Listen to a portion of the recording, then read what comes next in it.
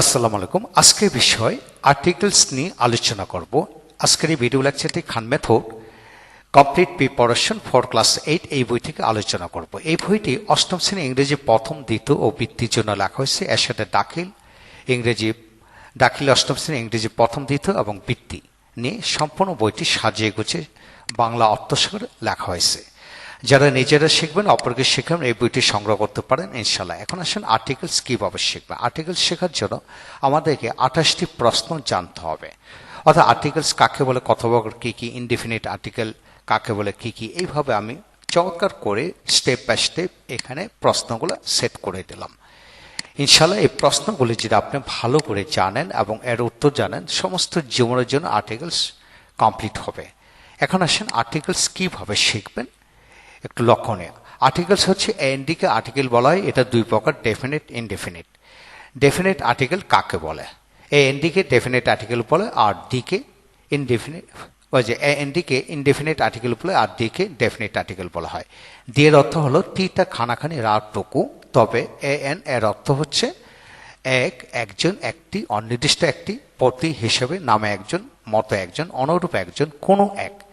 এরূপ অর্থে ব্যক্তি, প্রাণী, জাতি, শ্রেণী, বর্গ ও গণনা করা যায় এমন বস্তুর এর পূর্বে এন বসে।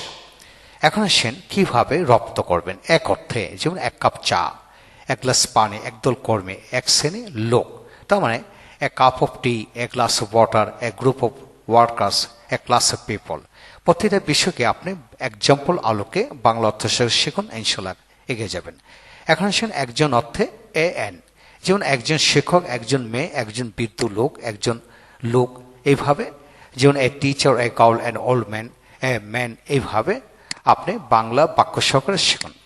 তারপর একটি অর্থে একটি কলম, এ পেন, একটি বই, এ বুক, একটি গাড়ি, এ কার, একটি বাড়ি, এ হাউস, এইভাবে পড়ুন। তারপর অনির্দিষ্ট একটি অর্থে, অর্থাৎ একটি উচ্চারিত হবে না, এমন অনেক কলম। অনেক কলম বলতে এ লট অফ পেন্স। অল্প সময়, এ লিটল টাইম। অর্ধ দিনের ছুটি, এ হাফ হলিডে। তারপর অনেক ছেলে, মেনি এ বয়, অনেক মেয়ে, মেনি এ গার্ল, অনেক লোকই, মেনি এ পার্সন। এইভাবে আমরা প্রতিটি নিয়ম দিয়ে কিন্তু ইচ্ছে করলে শত শত বাক্যাংশ তৈরি করতে পারে। এখন আসেন প্রতি হিসাবে অর্থে এ, দ্যাট মিন এন এখানে পার অর্থে প্রকাশিত হয়। যেমন প্রতি কেজি চা কি হবে? 1 কেজি। প্রতি কেজি চা মানে 1 কেজি। এইভাবে প্রতি ঘন্টা, অ্যান আওয়ার, প্রতিদিন, এ ডে, প্যাকেট হিসেবে এ প্যাকেট, প্যাকেট হিসেবে এ packet. We by salt A packet, আমরা লবণ প্যাকেট হিসেবে কিনি। এইভাবে অর্থ প্রকাশিত হবে। এখন সেন নামে একজন, মিস্টার খায়রুল নামে একজন, a mister Khairul, a mister Khairul came here, Khairul নামে একজন এখানে এসেছিল। এইভাবে আপনি খায়রুল নামে একজন, সাদিয়া নামে একজন, কামাল নামে একজন, জামাল নামে একজন, এইভাবে অর্থে আপনি এ বসবে। তারপর কোনো এক বা একজন অর্থে একজন হতে এ এন বসে। যেমন কোনো এক তাহার, এ তাহার, এ তাহার সেড দিস, কোনো এক তাহার কথাটি বলেছিল, এ কথাটি বলেছিল। কোনো এক Sadia, a Sadia, that means he loves a Sadia, সে কোনো এক সাদিয়াকে ভালোবাসে। এইভাবে আপনি যদি গ্রামারে স্ট্রং হতে চান, স্পোকেনে স্ট্রং হতে চান, তাহলে এইভাবে শিখতে হবে। মতো একজন, অনুরূপ একজন অর্থে, যেমন নজরুলের মতো একজন, এ নজরুল, রবীন্দ্রনাথের মতো একজন, এ রবীন্দ্রনাথ, আব্রাহাম লিঙ্কনের মতো অনুরূপ একজন, এন আব্রাহাম লিঙ্কন। এইভাবে আপনি পুরো বিষয়টাকে বাংলা অর্থসাগরে ধীরে ধীরে শিখুন, ইনশাল্লাহ সমস্ত জীবন কাজে আসবে। এর সাথে আসেন এখানে দ্বিতীয় স্টেপ হচ্ছে ইউজেস অফ এ এন কোথায় বসে। সাধারণত ওয়ার্ডের শুরুতেই কনসোনেন্ট থাকলে এ বসে। যেমন a book, a person, a house, consonant থাকলে এ বসবে। আবার ভাউল থাকলে অ্যান বসে। যেমন an English book, an educated person, an egg, এইভাবে। অর্থাৎ কনসোনেন্ট থাকলে এ, ভাউল থাকলে অ্যান, এটা আমরা সবাই জানি। এর সাথে ওয়ার্ডের শুরুতে এইচ থাকার সত্ত্বেও এ কোথায় এ এবং অ্যান বসে। এইচ বিশিষ্ট ওয়ার্ড এর ক্ষেত্রে এ বসে। ওয়ার্ডের ক্ষেত্রে সবসময় এ বসবে। যেমন অনেস্ট, আওয়ার, অনারেবল হেয়ার। তবে কেবল অনেস্ট, আওয়ার, এয়ারেবল হেয়ার, এদের ক্ষেত্রে অ্যান বসে। এই জিনিসটা খেয়াল করে পড়বেন। আমি আবারও বলবো, সাধারণত এইচ বিশিষ্ট ওয়ার্ডের শুরু, মানে শব্দের শুরুতে এইচ থাকলে এ বসবে। তবে 4-5টি শব্দ আছে ডিকশনারিতে, এই 4টি শব্দ অ্যাডেড পড়বে অ্যান বসে, কারণ হলো এইচ এর উচ্চারণ হয় না সেক্ষেত্রে।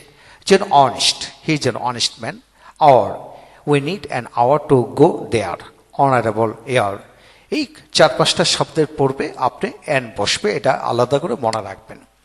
অর্ডের শুরুতে ও থাকার সত্ত্বেও অ্যান বসে, কোথায় বসে? হ্যাঁ, ও বিশিষ্ট সকল অর্ডের ক্ষেত্রে অ্যান বসে, তবে ওয়ান, ওয়ান্স এই দুইটি শব্দের আগে অ্যা বসে।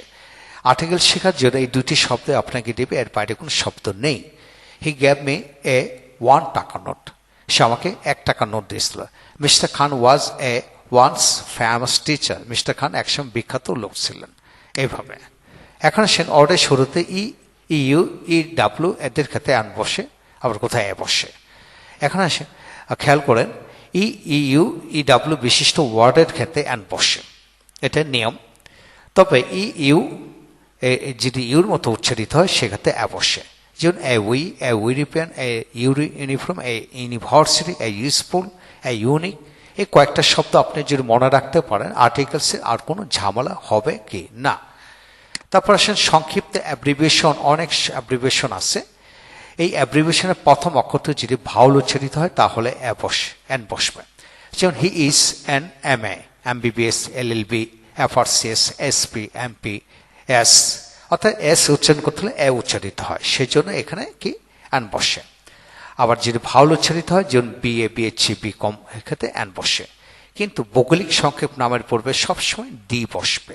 He lives in the USA, UK, এভাবে হবে। এখন আসেন আরও কিছু এখানে এক্সাম্পল দেওয়া হলো, এই এক্সাম্পলগুলো নিজে থেকে ভিডিওটি থামিয়ে পড়ে নেবেন ইনশাআল্লাহ। যাদের কাছে বই আছে বই থেকে পড়ে নেবেন। চমৎকার কলাকৌশল, প্রতিটা বিষয় স্পোকেন ডিজাইন আলোকে তৈরি করা হলো। এগুলো পড়া মানে বাস্তব জীবনে প্রতিনিয়ত কাজে আসে। তারপর আসেন অমিশন অফ AN, এটা আসবে না, আর্টিকেল অমিশন আসে না।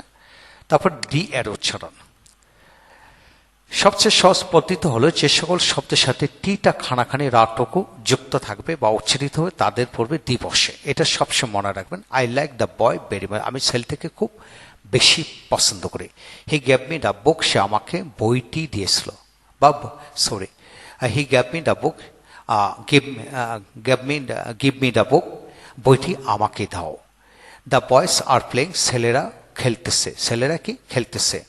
এখন যেখানে টিটা খানাখানে উচ্চারিত হবে সেখানে আপনাকে ডি বসাতে হবে। এই নিয়মটা মানা মানে ম্যাক্সিমাম সলিউশন চলে আসলো।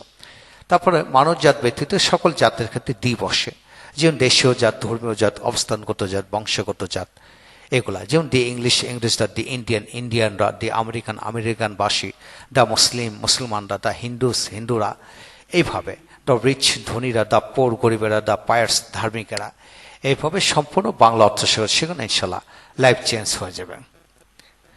এইভাবে আরও অনেকগুলো নিয়ম আছে, ভিডিওটি থামিয়ে আপনি ইচ্ছে করলে এটা পড়ে নিতে পারবেন। চমৎকার কলা কৌশল, সমস্ত জীবনের জন্য এই বিষয়গুলো আমি সেট করে দিলাম। আর কোনো বই দরকার নেই, ইনশাল্লাহ এগুলো শেখা মানে হলো লাইফ চেঞ্জ হয়ে যাওয়া।